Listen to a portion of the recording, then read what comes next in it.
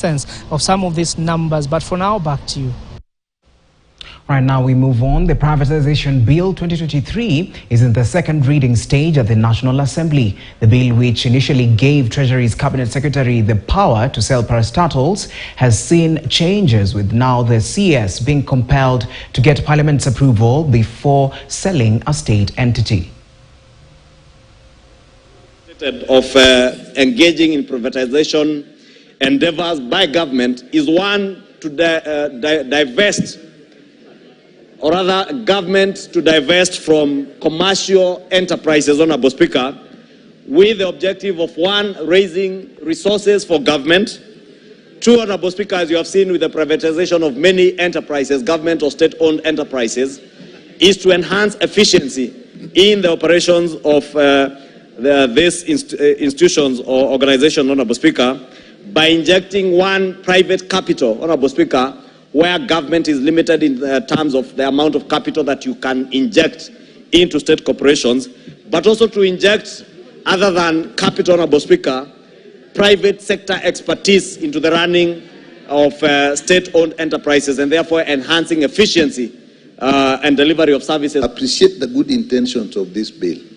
Two, throw the caution of the urgency with which this bill is coming, and also the combination of this bill coming now, the sugar bill, and the memorandum on the commercialization of the sugar industries.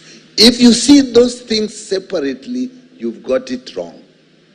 These things are connected. But having said that, Madam Speaker, let me just say that this bill has a good intention, because government needs to divest from the private sector. That is known.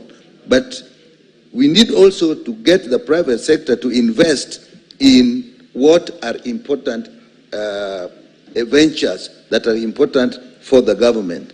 And we have had examples, like was shown by the leader of majority, when some companies were privatized, like Kenya Post and Telecommunications, that seem to have worked.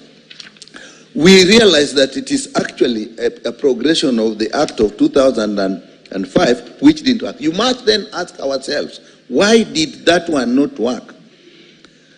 We still have the need to protect public funds that are invested in state ventures. And members of parliament should have actually a say in this. But this bill actually provides, but that limits the contribution of the members of parliament is that. That's something we should be cautious about. Now, the Ministry of Agriculture, through the Kenya Agriculture and Livestock Research Organization,